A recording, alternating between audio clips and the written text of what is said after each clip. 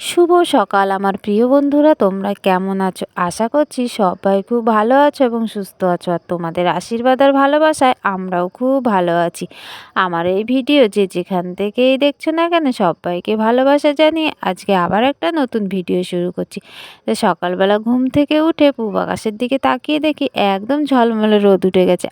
আমাদের বাড়ির ভেতরে রোদ না লাগলেও কিন্তু চারপাশটা একদম রোদে পরিপূর্ণ হয়ে গেছে, কারণ চারিধারে গাছপালা, তো ওই জন্য ভেতরটা অতটা রোদ লাগে না। কিন্তু গাছের ফাঁক দিয়ে দিয়ে না দেখো বেশ রোদ উঠে গেছে উঠোনে। আর আমি ঘুম থেকে উঠে ফার্স্টে হচ্ছে ঘরটা ঝাড় দিয়ে নিয়েছি, তারপরে দেখো উঠোনটা ঝাড় দিতে চলে এসেছি। আর গুড্ডু সোনা তো আমার সঙ্গে সঙ্গে উঠে গেছে, আর ওকে জামা প্যান্ট পরিয়ে দিয়েছি, আর ও আমার পেছন পেছন ঘুরে বেড়াচ্ছে।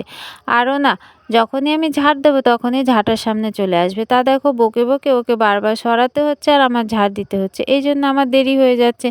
ওকে যতবার বলছে আমার পেছনে চলো, কিন্তু ও না সামনে সামনে চলতে থাকবে। তাই দেখো এখন বকাঝকা করার পরে ও আমার পেছন পেছন ঘুরে বেড়াচ্ছে। আর আমার উঠোনের দেখো ওদিকটা তো ঝাড় দেওয়া হয়ে গেছে, আর এবার এদিকটায় গাড়ির দিকটায় ঝাড় দিতে এসেছে। আর মা দেখো ওখানে বসে রয়েছে আর গুড্ডু সোনাকে ডাকছে যে আমার কাছে আয়, কোলে বসবি, কিন্তু ও না কিছুতেই যাবে না। তা দেখো আমার ওই ঝাঁটার ডগায় ডগায় ও ঘুরে বেড়াবে। এমনিতেই তো ঘুম থেকে উঠতে দেরি হয়ে গেছে, তারপরে দেখো কাজে কেমন বাধা দিচ্ছে, কাজ করতে তো আরও দেরি হয়ে যাচ্ছে। আর যতই দেরি হবে আর ওর খাওয়া দাওয়ার তো দেরি হয়ে যাবে, কারণ ওর তো ঘুম থেকে উঠেই খিদে পায়। এখন রাতটা তো অনেকটাই বড় হয়েছে, আর ওদিকে রাত্রেবেলা 8টার সময় খায়, আর এদিকে সকাল হতে না হতেই কিন্তু ওর বড্ড খিদে পেয়ে যায়। তা আমি সেই জন্য ভাবছি তাড়াতাড়ি করে কাজগুলো করে নিয়ে ওকে একটু খাইয়ে নেবো। তাও দেখো কিছুতেই কথা শুনছে না। তা দেখো আমার ওদিকে তো উঠোনটা ঝাড় দেওয়া হয়ে গেল, আর আমি এদিকে গোবর মাটিগুলো নিয়ে চলে এসেছি উনুনের পাড়ে। আর উনুনের সামনেটা তো লেপা হয়ে গেছে, আর এখন উনুনের ভেতরেও লেপছি। তা দেখো যখনই উনুনের পাড় লেপতে চলে এসেছি, দেখো ও কিন্তু আমার সঙ্গে সঙ্গে চলে এসেছে। আর আমি যত কাজ করব ও সবসময় শুধু আমার পেছন পেছনে ঘুরে বেড়াবে। সকাল টাইমটা শুধু এরকম করে, আমি যেখানে যাব আমার পেছন পেছন ও কিন্তু সেখানেই যাবে। আর হচ্ছে নানান রকম গল্প করবে, এটা প্রশ্ন করবে ওটা প্রশ্ন করবে। আর ওর উত্তর দিতে দিতে কিন্তু আমার সমস্ত কাজগুলো কমপ্লিট হয়ে যায়।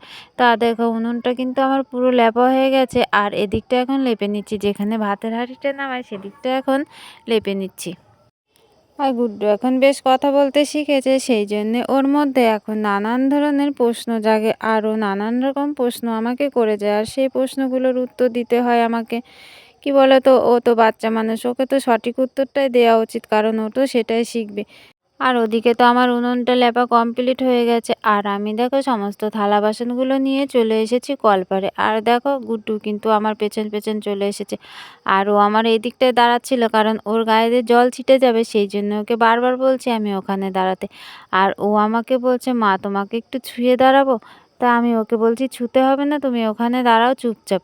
কিন্তু ও না কিছুতেই কথা শুনছে না, আর ওর সঙ্গে না আমাকে সমানে বকেই যেতে হচ্ছে। দেখো মানে তাড়াতাড়ি কাজ করব কি, ওর সাথে বকবো না আমি কাজ করব। তা দেখো হাত পা সমানে নেড়েই যাচ্ছে, আর ওকে বলছে আমি ওইদিকে গিয়ে বসতে, ও কিন্তু কিছুতেই বসছে না। এবার জোরে বকা দেওয়ার পরে দেখো ও সরে চলে গেছে। আর এদিকে দেখো আমার সব বাসনগুলো মাজা হয়ে গেছে, আর এখন আমি ভাতের হাঁড়িটা মেজে নিচ্ছি।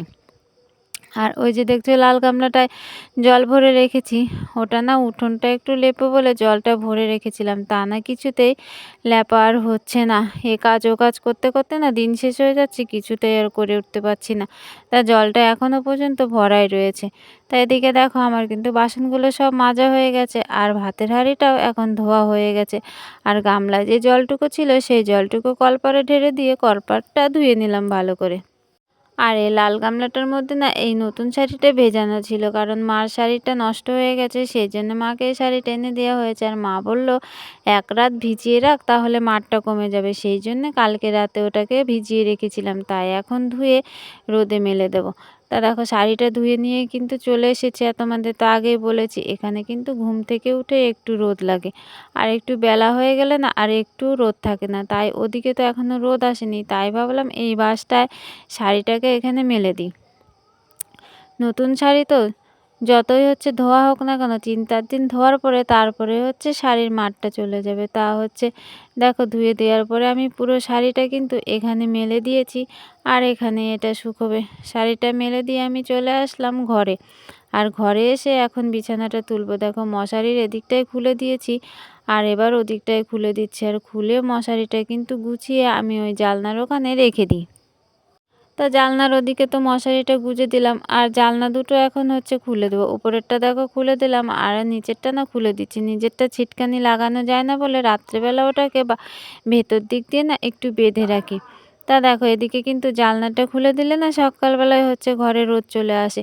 আর আমাদের এদিকে কিন্তু এখন বেশ ঠান্ডা পড়ে গেছে। রাত্রেবেলা লেপ কাঁথা গায়ে না দিলে না শীত যেতেই চায় না।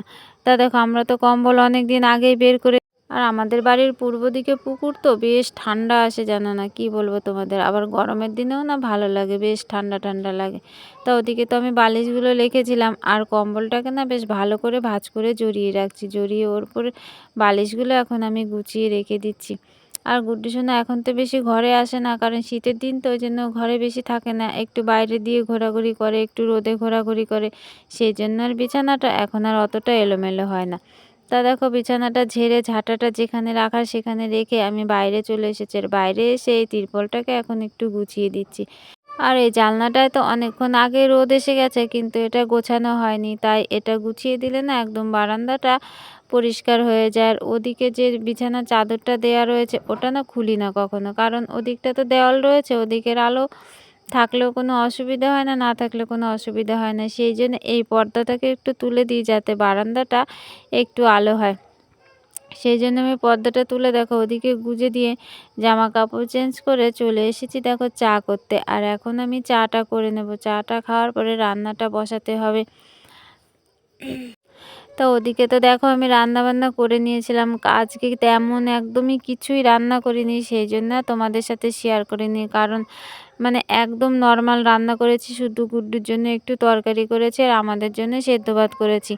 আর আমাদের আগের দিনে তরকারি ছিল তো সেই জন্য আর তরকারি করে এখন তো রাত্রেবেলা ভালোই ঠান্ডা পড়ে, সেই জন্য না আর কোনো তরকারি যদি বেঁচে যায় সেটা আর নষ্ট হয় না। এইটা একটা শীতের দিনের খুব ভালো সুবিধে। কারণ হচ্ছে যাই থাকুক না কেন সেগুলো নষ্ট হয় না। আর গরমের দিনে যদি এটা হতো না সঙ্গে সঙ্গে নষ্ট হয়ে যেত, সেটা আর পরের দিন খাওয়াই যেত না। সকালে রান্না করে বিকেলে তাই খাওয়া যায় না আর তো পরের দিন। তা শীতের দিনে খেয়ে শুয়ে সব দিকেতেই শান্তি একদম।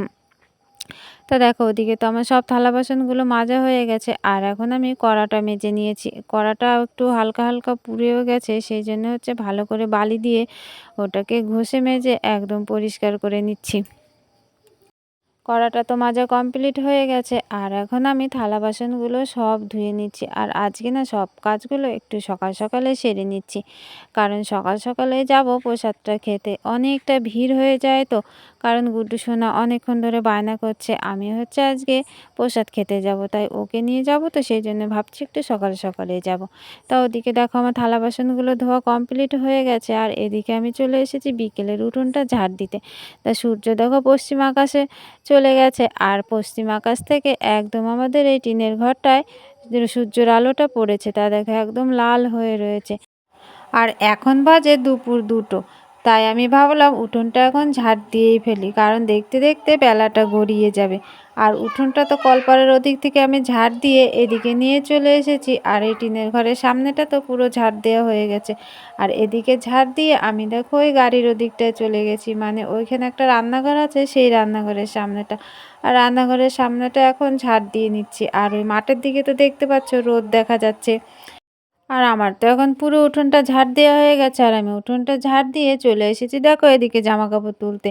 আর তো সেই দুপুরবেলা জামা কাপড় সব মেলে দিয়েছিলাম, সেই জামা কাপড় সব এখন তুলে নিচ্ছে। আর ওইদিকে দেখছো মা আর গুড্ডু সোনা দাঁড়িয়ে রয়েছে আর পাশের জমিতে ওই ভাইটা জল দিচ্ছিল, আমরাও একটু জল দেবো বলে তাই জন্য মা হচ্ছে দাঁড়িয়েছিল। জল দেওয়া দিকে কমপ্লিট হয়ে গেছে আর আমরা এখন চলে এসেছি মন্দিরে। আর মন্দিরে এসেই দেখো প্রসাদটা খেতে বসে গেছি। আর প্রসাদ খেতে বসেছি কিন্তু আমরা সবাই মাটিতে। আর প্রসাদ কিন্তু মাটিতে বসে খেতে হয়, এটা মাটিতে বসে খাওয়াও একটা আনন্দের ব্যাপার। তা দেখো কত লোক বসেছে খাওয়ার জন্য। আর এই প্রসাদটা কিন্তু ভাগ্যে থাকলে তবেই পাওয়া যায়, সবাই কিন্তু পায় না। গত বছর কিন্তু আমার ভাগ্যে ছিল না, সেই জন্য আমি পাইনি। আর এবছর আমার ভাগ্যে ছিল, তাই দেখো আমি হচ্ছে পেয়েছি। তাই একদম আনন্দ করে সবাই মিলে প্রসাদটা খেয়ে নিলাম। আর গুড্ডু সোনাও আমাদের সাথে একটু খেয়ে নেয়। তাই চলো আমরা এখন প্রসাদটা একটু খেয়ে নিই। তো দেখো বন্ধুরা, আমরা গেছিলাম তো একটু প্রসাদ খেতে। তা প্রসাদ খেয়ে দিয়ে বাড়ি চলে এসেছি। তা ভিডিওটা আর বড় করছি না, আজকের মতো এখানেই শেষ করছি। আর তোমাদের সাথে দেখা হবে এর পরের ভিডিওতে। ততক্ষণে তোমরা ভালো থাকো, সুস্থ থাকো। সবাইকে টাটা, গুড নাইট।